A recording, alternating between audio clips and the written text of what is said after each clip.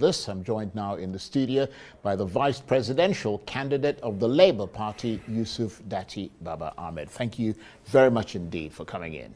Pleasure and duty, Charles. Really nice to see you again. Yeah. Now, a fairly determined speech there by Peter Obi today. What was the point of it? That the judgment eventually and ultimately from the Supreme Court stands accepted, largely because we can't do anything about it. We reject it, we disagree with it, and we cannot accept it, but it stands accepted because there is nothing we can do. That is the end of the road for Excellency Peter Obi and myself as candidates. But I think as this interview progresses, I will be able to tell you another point of view. And if I may just begin now, I'm not here to tell Nigerians that oil was discovered and we forgot about agriculture, or that there is unemployment leading to insecurity. I'm here to, for the sake of my country, say things that matter. I'm not here to regurgitate. I'm here to rescue Nigeria. Well, let's move methodically in that regard, because before the swearing in of President Tinubu on May the 29th, I mean, to give this a bit of historical context, you were emphatic and clear and almost urgent in your call for Mr. Tinubu not to be sworn in. What were your fears and concerns? Because he's obviously been sworn in and the world hasn't come to an end, has it? Nigeria may come to an end if the world doesn't come to an end. But very valid question. I feared for Tinubu himself, for himself, from himself. I feared for the reputation of Nigeria. You see, the international profile of global leaders has risen astronomically, to the extent that royals even discipline their own. Look at the profiles of gentlemen like Xi Jinping of China, all across the world. All of a sudden, we were faced with the dilemma of having to present to the world who our own president to be was. And I was one of those who knew that the answers were not good. The whole country would be put to shame. The last time I spoke, I nearly brought Tinubu's ambition to a screeching halt. This is evident by the events that followed immediately afterwards. One minister wrote the DSS on his company stationery. I don't know how that is possible. And another minister, skipped ECOWAS, skipped AU, and went all the way to Washington to report me. And Nobel laureate, a very, very senior citizen, inviting me to a national debate. And I'm not that smart enough, even though my dear good friend Chimamanda acted on my behalf. And then DSS coming out a week later, under duress, of course, you could see, to do the bidding of that minister. This shows they were scared. My simple point was that no constitution or any part thereof shall be breached in order to install a president. And if that is done, that presidency will remain unconstitutional. And I remain on this point. I pointedly say he must not be sworn in. They have gone ahead to do it. It is not the first time. Out of 16 heads of state stroke presidents of Nigeria, 9 were not elected.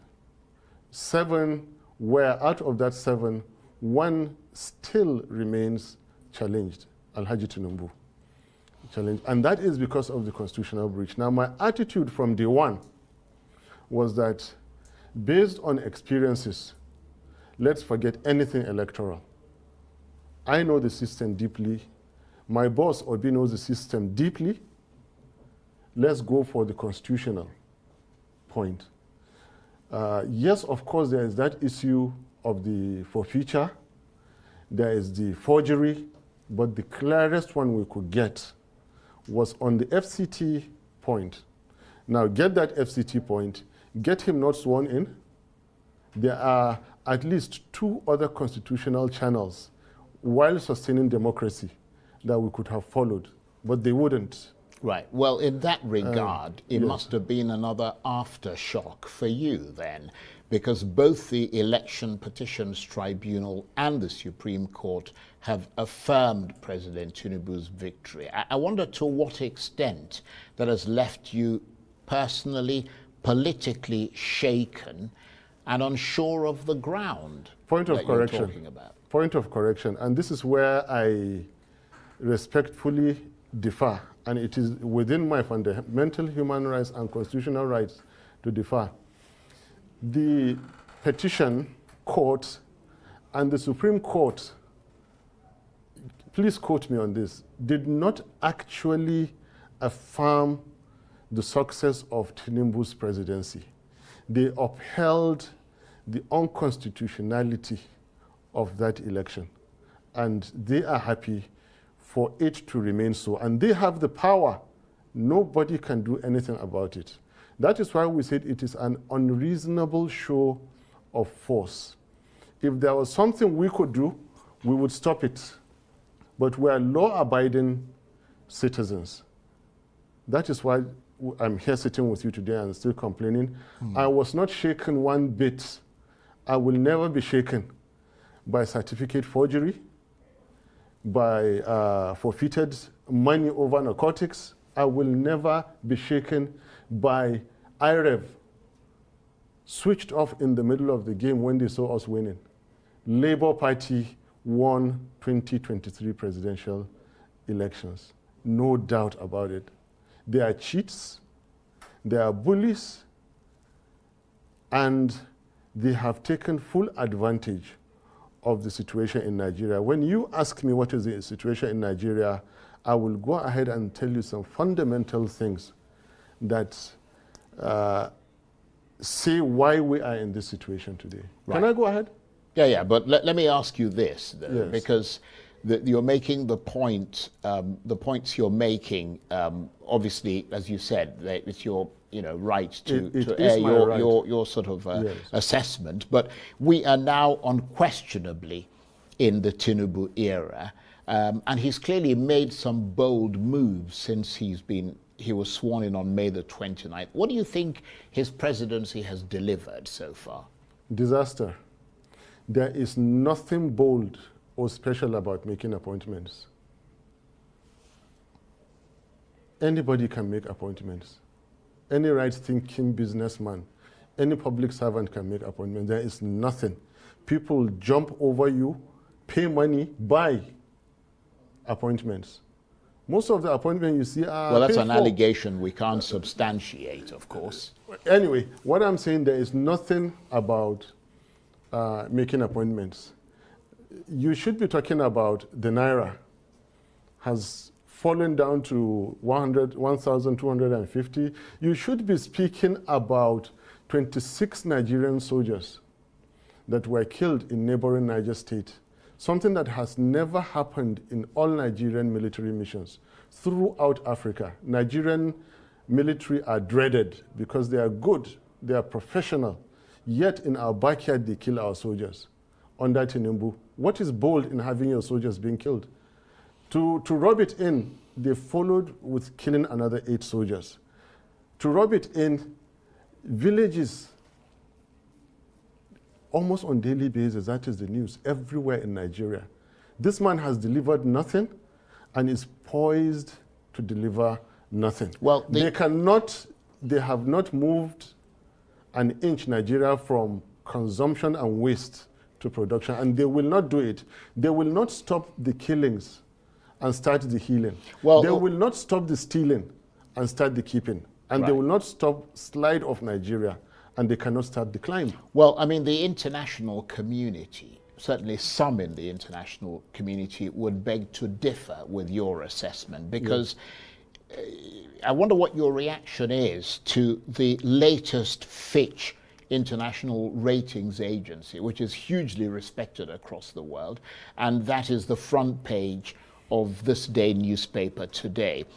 Fitch has rated Nigeria's credit worthiness as stable.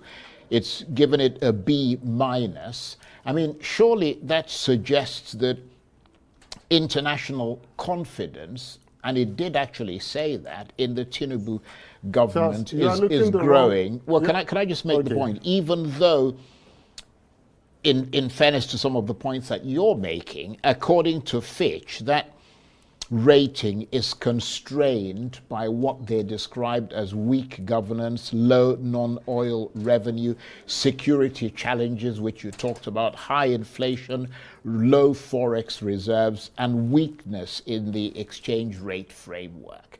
Nevertheless, for somebody who just started in office about 5-6 months ago, to have that kind of rating from... I have a lot to say. Yeah, go ahead. To have that kind of rating is pretty impressive, isn't it? Charles, it would have been more productive if you listen to Nigerians on the streets. More productive if you go into the villages and find out from those whose families are abducted. Find out from average Nigerian worker when they go to buy foodstuff in the market. Not Fitch. Fitch don't know you. They don't know Nigerians. They don't know. Look, I live on statistics. I eat, I sleep statistics. So does Obi. We create statistics. Yeah, really. But Fitch are the people who give... Are you forgetting... Who impress the international community to bring their investment into this country? Are you forgetting the likes of Fitch and those rating agencies are those who were largely responsible for the 2008-9 financial crisis? But look, let's not go into those lines. Let's come back to Nigeria. All I'm telling you, you're looking the wrong way. If you want to know what's happening in Nigeria, come to us in Nigeria and don't read those statistics because they are misleading. They always speak about growth. It's not growth actually that matters, those figures that give you, because there is nothing as misleading as far as welfare is concerned as growth. The stethoscope you use in measuring the heartbeat of an elephant, for example, China, cannot be the same one you use to measure the heartbeat of a rat. Smaller countries, I won't call any country a rat. Do you understand? Leave that aside. Let's come back to Nigeria and speak about what is happening in our streets, in our villages, in our markets. These people have not done any bold step. The only bold thing they did was to shut down IREV. The only bold thing they did was to misapply force on the weak Nigerian institutions that we have. Now, ask this question. For someone that has been playing God, in quotes, for such a long time like Alhaji Tinubu, and it is time for a mortal, like maybe Obi, or somebody to put him in his right place. For someone who has wielded so much power in a country like Nigeria, where is that power in the last 6 months for them to apply in our welfare and our security? They cannot do it. They are in power for themselves, for their ego, for their wealth, for their comfort, for their own considerations, not for Nigeria. We are pained about every soul that is killed, that is abducted and killed. We are pained by every naira that is paid as ransom. And we are committed to stopping that. And stopping we will. And I'm telling you, give these people... as a member of the opposition? Stopping we will whenever we get the power to do this. So between now... let me finish. Where is the power the same kind of power they used in getting Mahmoud Yakubu 4 a.m. to declare them against the provisions of the Constitution. Where is that power? To prop up the exchange rate of Naira, to stop the killings. They don't have it, and they will not do it. Well, you did say that you wanted to move forward because obviously we've established the fact that the election is over. You have grievances against the results, but he's been affirmed by the Supreme Court. You said methodical. Let's now be methodical. What I want to tell you is that the big picture, we say democracy is government. Well, let me just go. Democracy is not government of the people, for the people, by the people. Democracy is government of the people who have earned their rights, for the people who can protect their constitution, by the people who can exercise civil liberties. So given what when you they say people, Right. what kind of people? The people who will fold their arms while their constitution is violated, then democracy is not for you. I have said it. It belongs to only those who can practice it with due respect. So just hold on. Right. I was going to ask you what your assessment of the state of democracy is in Nigeria, given what you just said. It is poor. The people have to wake up to the challenges. For a people that are ready to accept anything, then anything will happen to them. Again, in quotes. You see, a fraction of 1% difference in a political DNA of a society can spell the difference between servitude and freedom. Last year you saw it. Indian farmers sat in a location for 1 year because of one obnoxious government policy until Indian government reversed it. Before the war in Israel, Israelis were in the street for 16 weeks, counting. You can count so many other countries. Nigerians are not yet ready to do this. As I'm speaking to you, the likes of my former friend who would say it's treason, is all that, I am educating Nigerians. Rise up for your rights. No justice of Supreme Court will give you democracy. Yeah, you have to go out. But they're not going to be able to reverse that, are they? They will. I mean, they Nigerians, can't. this is Constitutionally, no. Constitution and legal. And this is where I differ. With all modesty, okay, I don't mind being alone on this. But I know I'm not breaking any law, and I have never had a criminal record. So what are you actually calling on the people to do? I'm trying to understand what you're saying. I'm getting to that. Sure. Just that we're running out of time. So I'm saying that, and again, this is instructive. I'm saying that we, the people that stood to form the Nigerian Constitution today, it is not over. For we, the people, power is that which remains standing when there is nothing to oppose it.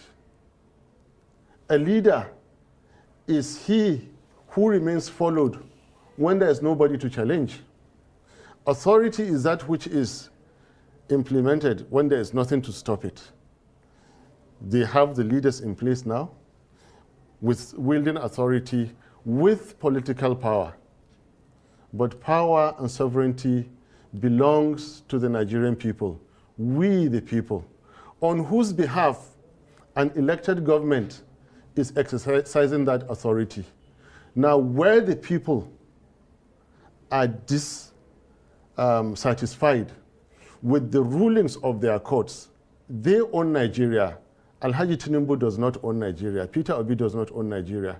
Yeah, but Nigerians on the streets own Nigeria. But the and APC, listen, I'm getting to the point. The APC would argue that you Let me don't just finish. own Nigeria either. That you Nigerian have a people portion I'm of the telling you that it electorate is that not voted over. for you. I'm not telling you it is not Right. over. I'm telling you it is not over. For Peter Obi and me, it is over. For we, the people, the Nigerian people, Right. at any point in time, they can take back Nigeria. Right. Especially where their constitution has been violated.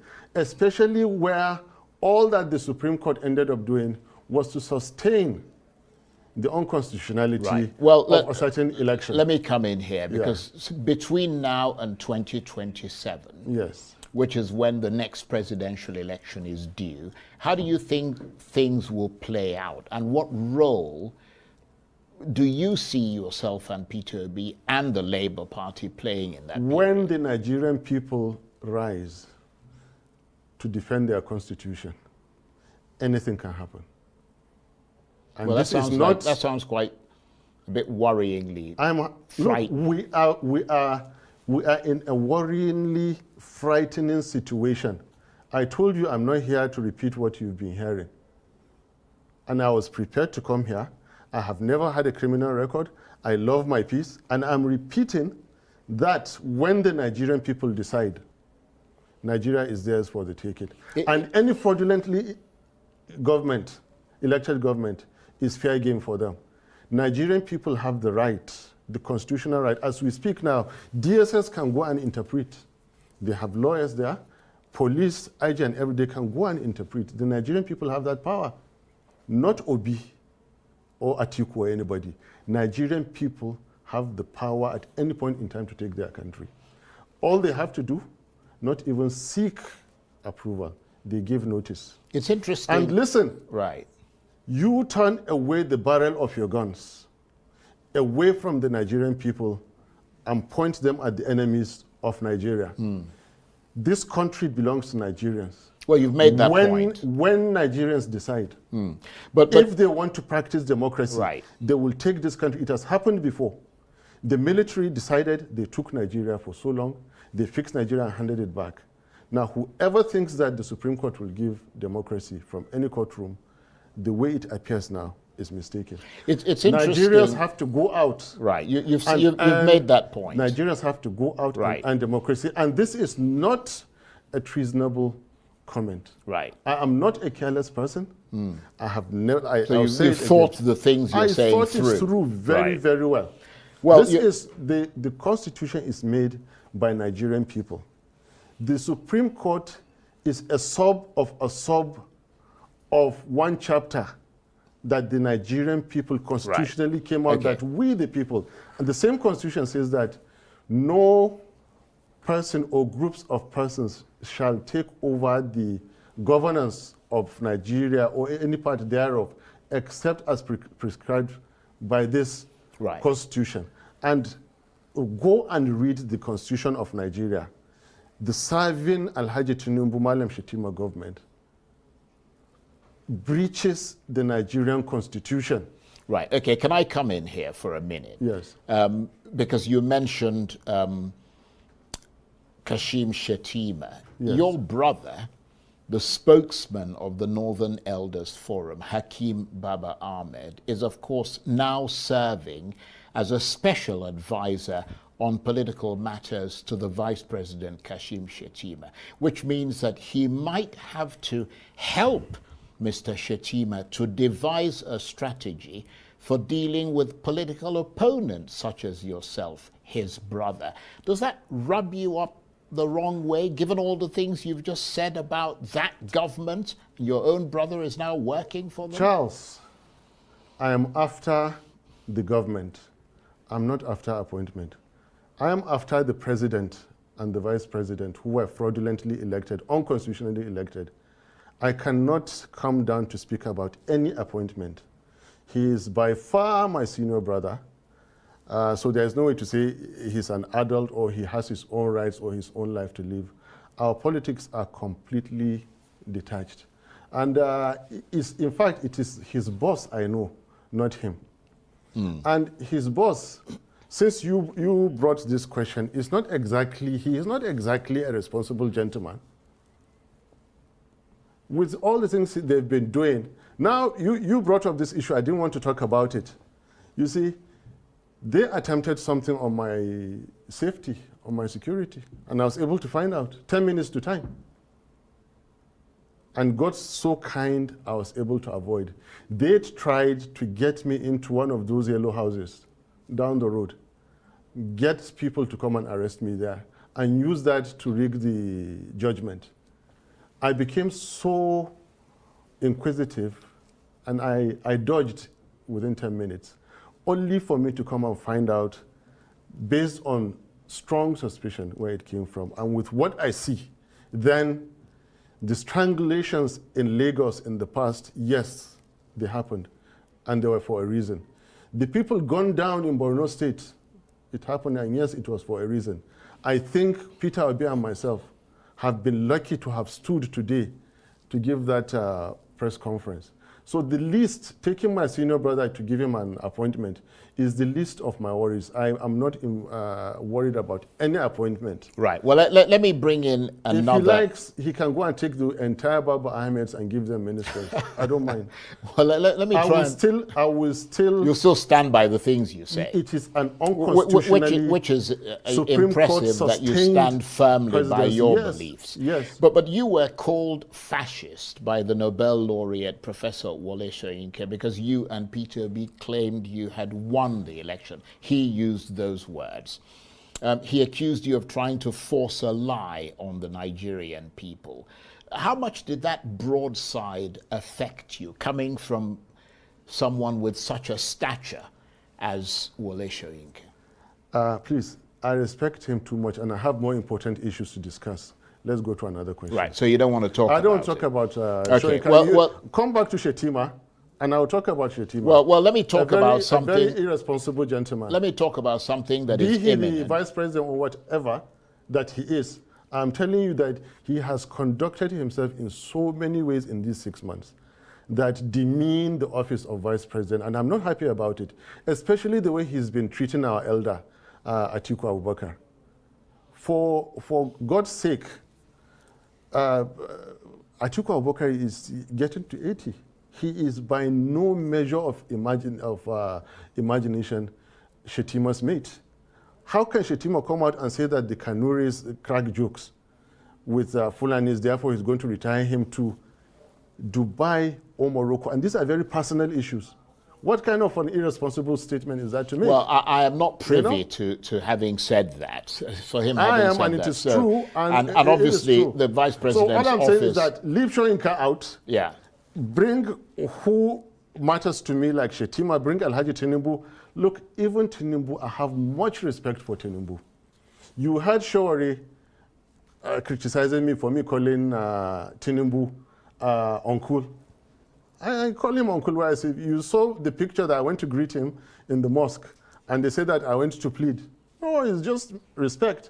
But the fact that I respect his age doesn't mean that I will not call him a drug dealer. Yeah, well, or a certificate forger. Well, I don't think you should call him those things. I will. Unless you have I will. That is why I said do not evidence. swear him in. Yeah, the evidence is there. Yeah, but can I just make the point that on Arise News, they have a right to reply to the things that you said. One of them will come tomorrow. And we're giving them that. One of them will come tomorrow. Let them come and say that. We're giving them that right. Let them come and say that he didn't forfeit $460,000. Well, let them come and say that the certificate. I want to tackle you. I want to bring up issues, and I don't mean to interrupt you. My apologies, but I want to deal with issues because we've got about 5 minutes or so left. I want to deal with issues that are upcoming because you did say at the outset you wanted to move forward. Off-season elections are, of course, due on November the 11th in 3 states, Kogi, Bayelsa, and Imo. The Inspector General of Police has just redeployed the Commissioner of Police. That's not my line. Leave in it. Imo.